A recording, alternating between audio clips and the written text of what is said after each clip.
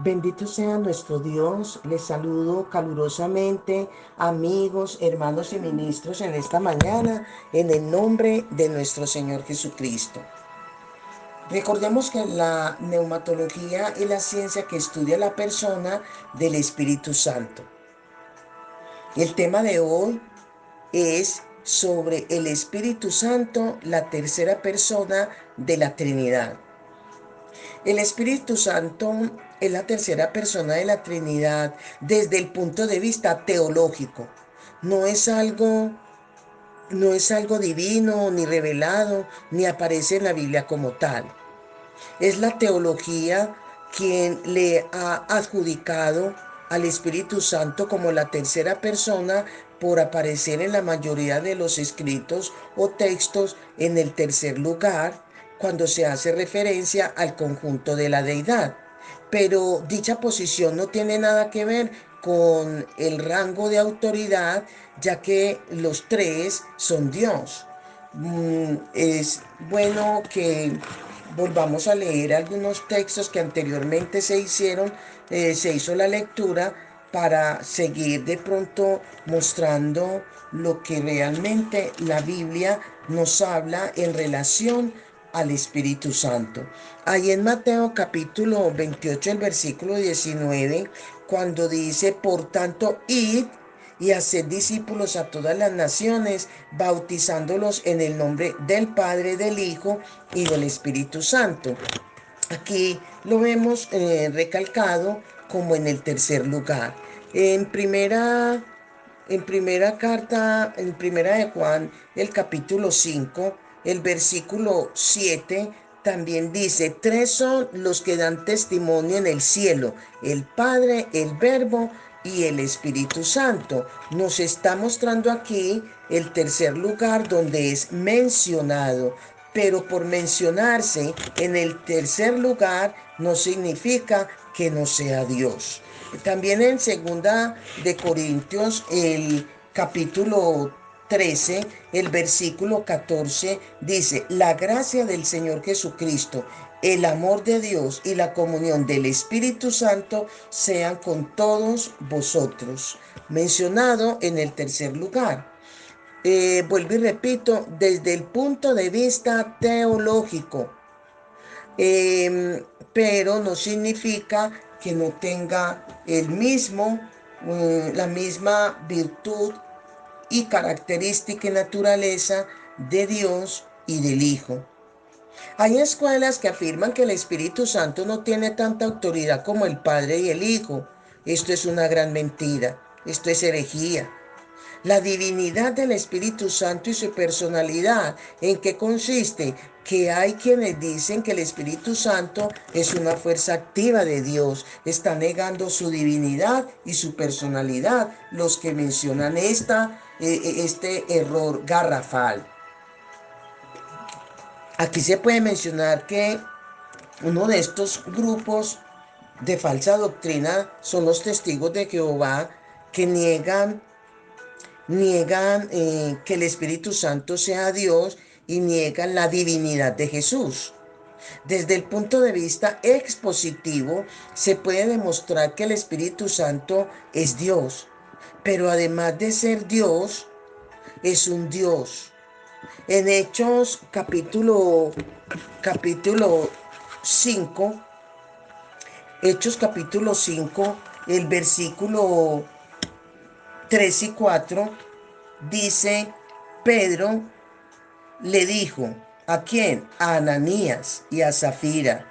Ananías, ¿por qué llenó Satanás tu corazón para que mintieras al Espíritu Santo?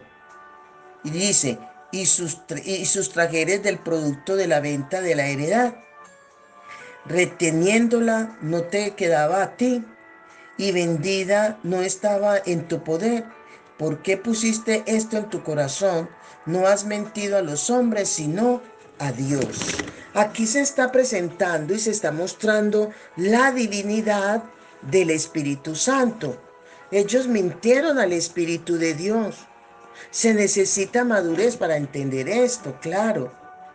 El Espíritu Santo está asociado con Dios Padre y Dios Hijo en el bautismo, que ya lo vimos en Mateo 28:19. Aquí forman parte del conjunto de la deidad. El Espíritu Santo posee perfecciones divinas, omnipresente. El Espíritu Santo es omnipresente. Según ahí vemos en Salmo 139, el versículo 7, cuando dice, ¿a dónde me iré de tu espíritu? ¿Y a dónde huiré de tu presencia? Aquí se está mencionando la persona, la omnipresencia del Espíritu Santo en la vida del creyente. El Espíritu Santo ha hecho de la Iglesia Universal de Cristo su morada. O sea, donde esté un creyente redimido por la sangre de Cristo, ahí está el Espíritu Santo. Según ahí en Romanos, el capítulo 8, Romanos capítulo 8, el versículo, el versículo 9, quiero que vayamos también a mirar Romanos 8, el versículo 9, cuando dice, pero vosotros no vivís según la carne, sino según el Espíritu, si es que el Espíritu de Dios está en vosotros. La presencia del Espíritu Santo en el creyente. En primera carta a los Corintios, el capítulo 3, el versículo 9 y el versículo 16 nos está diciendo claramente, dice, porque nosotros somos colaboradores de Dios y vosotros sois labranza de Dios, edificio de Dios, o sea, la morada de Dios, refiriéndose a Dios Espíritu, a Dios Espíritu. Y el 16 hace preguntas, en versículo 16, ¿acaso no sabéis que sois templo de Dios y que el Espíritu de Dios está en vosotros? La presencia, ¿dónde habita, dónde mora el Espíritu Santo? En cada creyente. Tiene el Espíritu Santo, tiene la capacidad de orientarnos, instruirnos, enseñarnos al mismo tiempo. ¿Por qué? Por su omnipresencia. Cuando dice, lo mismo te son las tinieblas que la luz, está en Salmo 139:12. La presencia de Dios en el Espíritu. La omnipresencia de Dios no tiene nada que ver con la presencia manifestada de Dios, por igual la de Cristo y la del Espíritu Santo. La omnipresencia de Dios no es aquello que obliga a Dios a estar en todas partes, aunque Él no quiera estar. Dios no va a estar en una cantina, Dios no va a estar en un prostíbulo, Dios está donde Él quiere estar, es el que tiene la habilidad de estar en todas partes al mismo tiempo, sí, si Él quiere. Indica que existe lugar donde se da la posibilidad que Dios no está allí, porque Él no quiere estar allí.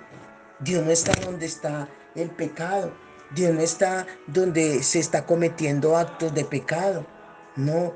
A diferencia del Espíritu Santo que mora en el creyente. El Espíritu Santo mora en nosotros y nunca nos abandona.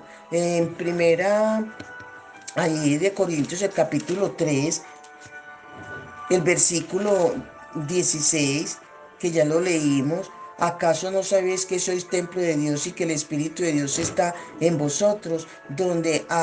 Aquí hay que hacer una diferencia de la omnipresencia del Espíritu Santo, la presencia corporal del Espíritu en la iglesia, como su morada y la presencia del Espíritu manifestada en la vida de un creyente. ¿Por qué? Porque es que donde haya un cristiano, allí está la presencia del Espíritu Santo, la omnipresencia del Espíritu de Dios, la presencia corporal del Espíritu Santo en la iglesia. Es tan determinante para tener éxito, para tener los logros, a que al Espíritu Santo lo obliga a estar donde Él no quiere estar. ¿Por qué? Porque está en el cristiano. La presencia del Espíritu Santo es determinante en el creyente. Moisés expresó que no haría nada si la presencia de Dios no iría con él. Según Éxodo capítulo 33, del 1 al 3, el versículo 12, el 13 y el 15. ¿De qué sirve el Espíritu Santo si no obra por decir, en un matrimonio. La Biblia no dice que nosotros aceptamos a Cristo, no, fue Él quien nos aceptó, porque nosotros dentro de nuestra imperfección, dentro de nuestra vida de pecado, necesitábamos a alguien que nos salvara. Y ese fue Jesucristo, ¿verdad? A través, cuando dice, me voy, pero no los dejo solos. Lo que yo estaba haciendo lo continuará el Espíritu Santo. Lo que el Espíritu Santo hizo en mí, lo continuará en ustedes. En otras palabras, les quiso decir Jesús a los discípulos y a ti y a mí como parte de la iglesia. La Biblia no dice que nosotros aceptamos a Cristo, sino que Él, vuelvo a repetir, fue quien nos aceptó. Dice que fuimos aceptos en el amado. Debemos, por tanto, lo que nosotros tenemos que aceptar es esa oferta de salvación. Porque en Efesios capítulo 1, el versículo del 4 al 6 dice, según nos escogió en antes de la fundación del mundo, para que fuéramos santos y sin mancha delante de Él. Por su amor nos predestinó para ser adoptados hijos suyos por medio de Jesucristo, según el puro afecto de su voluntad, para alabanza de su gloria, de su gracia, con la cual nos hizo aceptos en el amado. Ahí está muy claro. La gente ayuna para ser lleno del Espíritu Santo, pero Jesús, como nuestro ejemplo de vida, el lleno del Espíritu Santo, ayunó 40 días. Y nosotros es al revés. Se ayunamos, es que para ser llenos del Espíritu Santo, y debe ser como Jesús, es llenos del Espíritu Santo, ayunamos como Jesús. Por las circunstancias o situaciones, Jesucristo, dentro de sus circunstancias o situaciones, se vio en esa posición del ayuno, pero no porque necesitara estar lleno del Espíritu Santo, no, ya estaba lleno del Espíritu Santo. Necesitamos la presencia del Espíritu Santo. En un momento determinado, de acuerdo al propósito de Dios con el hombre, el pecado no detiene la manifestación del Espíritu de Dios en cuanto a lo que Dios pretende hacer con la persona específica para el plan del Señor. No, en esa persona la vida debe ser una vida de santidad que le permitirá el éxito y tener una vida con el Espíritu Santo, lleno del Espíritu Santo. El deseo de Dios es que cualquiera que entre a tu casa, a tu habitación, a tu dormitorio, sienta la atmósfera y la presencia del Espíritu Santo en todos los rincones del lugar donde tú te encuentras. Quien, que quien visite tu casa no se quiera ir. Que quien asista a la congregación donde tú vayas no quiera dejar de asistir. ¿Por causa de qué? De la presencia del Espíritu de Dios manifestada en ese lugar. Que pueda la gente expresar, se siente una atmósfera de paz. ¿Por qué? Por tu coinonía y tu intimidad con el Padre, con el Hijo y con el Espíritu Santo. Déjeme decirle que cuando pecamos premeditadamente, o sea, cuando el pecado es planeado en forma repetitiva, corremos el riesgo de perder la gracia. ¿Por qué? Porque estamos jugando con la gracia de Dios. Y el Señor nos desechará y el Espíritu Santo se alejará de nuestras vidas si no queremos de una manera voluntaria, libre, con un corazón sincero, aceptar esa oferta del plan de salvación que nos ofrece Jesús. En Hebreos 10:31 dice que horrenda cosa es caer en manos del Dios vivo. Una vida sin la presencia del Espíritu Santo es una vida no de gracia, sino una vida de desgracia. Amén. Dios les continúe bendiciendo.